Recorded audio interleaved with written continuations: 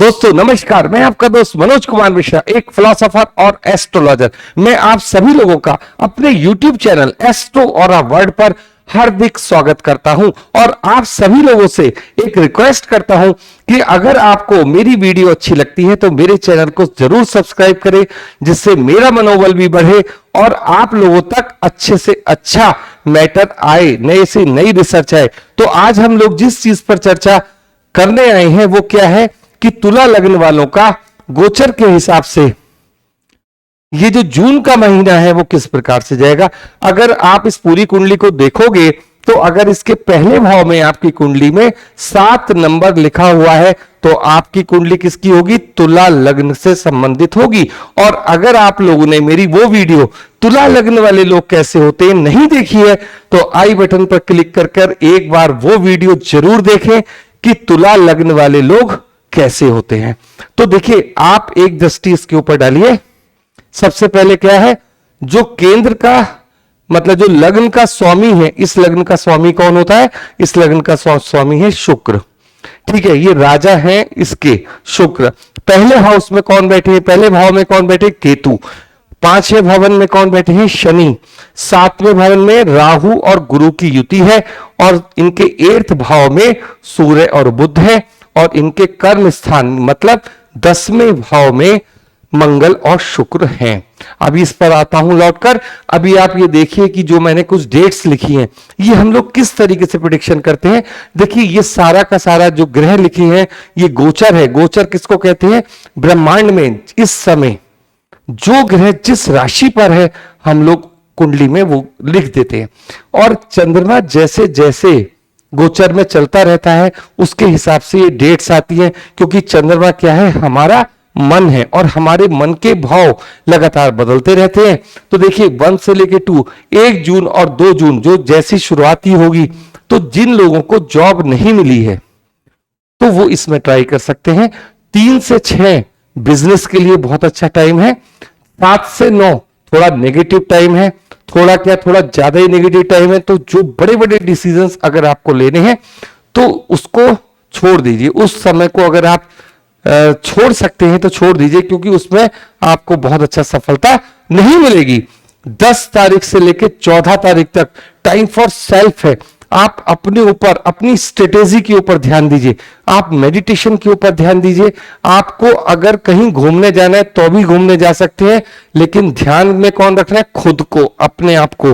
अब बात करेंगे 15 से 18, ये टाइम फॉर बिजनेस है। देखिए, जब मैं आपसे कहता हूं ना टाइम फॉर बिजनेस, वो जॉब के लिए भी अच्छा समय होता है। मतलब हमारे कर्म का ये जो टाइम है बहुत अच्छा है। इसमें बिजनेस इसलिए लिख दिया जाता है कि जो बिजनेसमैन लोग होते हैं उनके पास पैसे की आना जाना खूब अच्छा, फ्लो ऑफ मनी बहुत अच्छा हो जाता है। ठीक है, अब 19 से 21 जून का महीना है, छुट्टियां भी होंगी, घर में लोग कहेंगे भी चलिए कहीं घूमने चलते हैं, तो आप इसमें प्लान कर सकते हैं, अच्छा टाइम है। और 22 से लेके 25 लव एंड रोमांस के लिए समय है और 26 से लेके 30 फिर से आपका गुड टाइम है, पैसा भी खूब आता है, सारी चीजें। क्योंकि पूरी लग्न तुला लग्न जो इस समय बनी हुई है वो आप अभी देखोगे कुंडली के हिसाब से किस तरीके का आएगा। देखिए, केतु फर्स्ट हाउस में बैठे हैं, तो जहां पर केतु होते हैं वहां क्या करते हैं? उस भाव में अपने ध्यान को कम कर देते हैं। मतलब ऐसा व्यक्ति इस समय क्या कर रहा होगा? सबसे कम अपने ऊपर ध्यान देगा। उसने क्या पहना है, कोई खास बात नहीं, चलो आज यही पहन के चल रहे, इस टाइप की उसकी टेंडेंसी हो जाएगी।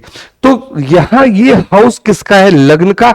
और लग्न क्या है? स्वयं हम कैसे कपड़े पहनते हैं, कैसे बात करते हैं, किस तरीके से चलते हैं, ये सारी चीज। अब चूंकि ये तो शुक्र वाली लग्न है, तो शुक्र वाले लग्न से क्या उम्मीद की जाती है?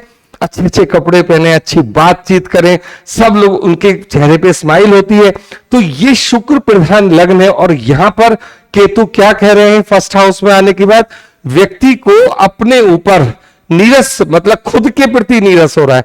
तो जहां केतु बैठते हैं खुद के प्रति हो, जैसे फर्स्ट है तो खुद के प्रति नीरस कर दिया, और कहीं बैठेंगे तो उसके प्रति, उस हाउस के रिजल्ट्स को डाउन कर देते हैं। अब बात करेंगे 5th हाउस, बढ़िया है, शनि एकदम फर्स्ट क्लास बैठे हुए, सेवेंथ हाउस की बात करेंगे, राहु और गुरु। देखिए पूरा सिस्टम को समझाऊंगा। फिर सेकंड हाउस में आपके बैठे हैं सूर्य और बुध, या मंगल और शुक्र आपके 10th हाउस में। तो सबसे पहले हम बात करते हैं राजा कौन है, कुंडली का, लग्न का लग्नेश कहां है। तो देखिए यहां पर ये शुक्र कहां बैठे हैं, हमारे 10वें भाव में बैठे हैं। इसका क्या मतलब है, 10वें भाव में शुक्र बैठे हैं और मंगल कहां के मालिक हैं, 8 के और 1 के। अब ये इतना तो ज्योतिष देखिए आपकी सबकी समझ में आने लगा होगा कि मंगल यहां के मालिक हैं, 10वें हाउस में बैठे हैं। और सेकंड हाउस मैंने किसका बताया, मोटा मोटा समझ लीजिए पैसे का बताया।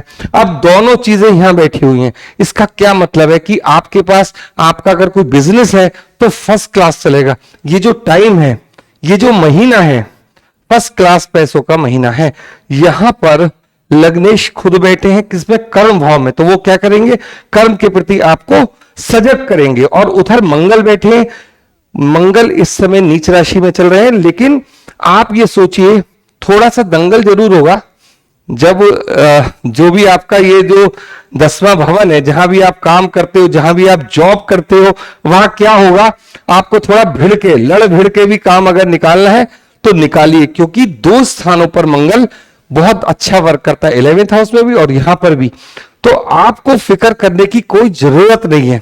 अगर मान लीजिए आपका कोई कार्य नहीं भी हो रहा तो आप थोड़ा सा आंख दिखाकर, मतलब मंगल की ऊर्जा को इस्तेमाल करके भी ये कार्य आराम से कर लोगे। क्योंकि आपका इस समय कर्म का जो क्षेत्र है, जो कर्म वाला क्षेत्र है, उसमें लग्न भी का स्वामी भी है और पैसे का भी है। तो दोनों बढ़िया फर्स्ट क्लास चलेंगे। लेकिन दूसरा भवन स्पाउस का भी है, ज्यादा काम करेंगे तो स्पाउस भी नाराज होगी। अब मैं वही आ रहा हूं, जो इनका 7th हाउस है। तो देखिए यहां का जो मालिक है वो कहां पर है, काम धंधे पे लगा हुआ है। तो अब क्या होगा भाई, स्पाउस को तो टाइम चाहिए और वो आपके पास इस समय है नहीं। तो क्या होगा कि वो झगड़ा पैदा होगा, झगड़ा पैदा होगा। राहु पहले से ही वहां उपस्थित है। तो राहु क्या करते हैं, जहां पर बैठते हैं वहां की चीजों को फैलाना शुरू कर देते हैं। उनका सारा ध्यान उस हाउस की तरफ चला जाता है। तो ये ध्यान का मतलब ये हमारे पार्टनर का हाउस भी है और हमारे स्पाउस का हाउस भी है। तो जो भी आपका बिजनेस में पार्टनर होगा वो आपको पूरा सपोर्ट करेगा। और आपका मालिक कहां बैठा है, 10th हाउस में। बस इसमें एक बात का ध्यान रखिए कि जो ये नेगेटिव टाइम मैंने आपको लिखा है 7 से 9, इसमें झगड़ा मत कीजिए। और झगड़े के 2 रास्ते बताए मैंने, स्पाउस से भी आपका अच्छा झगड़ा हो सकता है, पार्टनर से भी अच्छा झगड़ा हो सकता है। तो ये वाली बस ये डेट आपकी थोड़ी नेगेटिव है, बाकी पूरा महीना आपके हाथ में है, जैसा मर्जी टैकल कीजिए। तो कहने का मतलब है कि झगड़ा 2 जगह बना हुआ है। तो वहां तो आप जीत जाओगे लेकिन घर आपको देखना है। क्योंकि राहु की नेगेटिविटी भी आती है। नेगेटिविटी क्या, वो क्या करेगा, स्पाउस का मतलब गुस्सा इतना हाई कर देगा कि वो सीधी सीधी बात आपसे पूछेगी कि सारा समय क्या काम पर ही दोगे। सीधी बात ये है।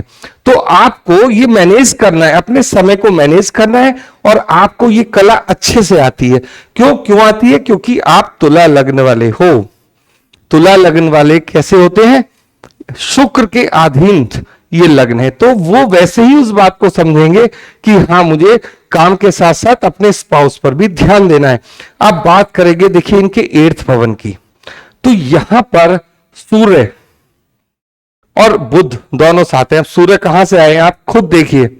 सूर्य का अंक जहां 5 नंबर लिखा है, देखो आप कुंडली में कहां लिखा है 5 भवन, तो कहां, लाभ भवन का स्वामी इस समय आपके 8th हाउस में है। नई नई रिसर्च कीजिए। जून का महीना है, खाली बिल्कुल मत बैठिए। अगर आप आईटी सेक्टर में हो तो नई रिसर्च पर काम कीजिए, नई नई बुक्स पढ़िए, सारी चीजें आप 8th भवन की देखिए। बहुत सारे लोगों को जब जॉब मिल जाती है ना, तो उसके बाद क्या होता है, वे लोग काम करना बंद कर देते हैं, नई रिसर्च करना बंद कर देते हैं। मैं लगातार आपसे कहता हूं कि जो 8th हाउस है उस पर लगातार काम करना शुरू कीजिए। अगर आपको 1 घंटा भी दिन का मिलता है तो मेडिटेशन में भी जा सकते हैं आप अच्छी अच्छी रिसर्च में भी जा सकते हैं। और जैसे ही आप ये काम करोगे ना, तो आपको क्या होगा, 11th हाउस का फायदा मिलेगा, 100% फायदा मिलेगा। आप बिल्कुल चिंता ना करें, जब भी आपको समय मिले आप इस चीज के ऊपर ध्यान रखिए कि जो आपको समय मिले अच्छी अच्छी वीडियोस देखिए, अपने काम से संबंधित जितनी भी चीजें आप पढ़ सकते हो वो सब कहां से आता है, 8th हाउस से।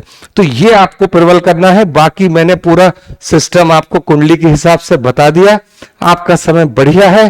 देखिए इसमें दो चीजें मैंने नहीं, मैरिज मतलब जैसे जो लोग, जिन लोगों की अभी शादी नहीं हुई है तो इसमें बातचीत तो कर सकते हैं आपस में, लेकिन जैसे देखने का कोई प्रोग्राम है या कुछ है तो पूरे महीने में कोई डेट नहीं है, कोई भी ऐसी डेट नहीं आ रही कि जब आप, कोई लड़की है तो लड़का देखने जा सकते हैं, लड़का है तो लड़की। तो जो तुला लग्न वाले हैं इस समय, कारण भी आपको पता है,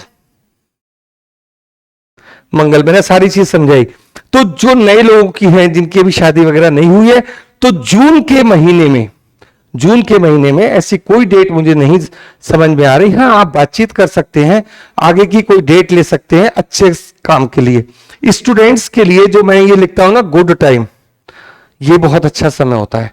तो जून के महीने में स्टूडेंट्स शुरुआत से 1 और 2, और जो आपका ये बिजनेस टाइम है तो उनका पढ़ाई का टाइम है, तो ये टाइम उनके लिए अच्छा है। अपने समय को खराब ना करें, घूमने जाना है, घूमने जाने का भी सिस्टम मैंने दे रखा है, लेकिन जब स्टूडेंट्स घूमकर आए तो फिर ये जरूर फोकस करें कि अब हमारा काम क्या है, पढ़ाई से संबंधित है तो पढ़ाई जरूर करें। तो इस प्रकार ये पूरी विवेचना हुई। छोटा सा प्रयास होता है कि मैं आपको गोचर के हिसाब से, मतलब जो ये ग्रह हमें एनर्जी देने आ रही हैं उसके हिसाब से आपका छोटा सा प्रिडिक्शन कर दूं कि महीना कैसे जाएगा। अब ये जो टाइम मैं लिखता हूं अपने हिसाब से आप लोग यूज कीजिए। आज के लिए इतना ही। वीडियो अच्छी लगी हो तो इसको लाइक कीजिएगा, चैनल को सब्सक्राइब कीजिएगा, और इतनी देर आपने मुझे समय दिया उसके लिए थैंक यू। आज के लिए इतना ही।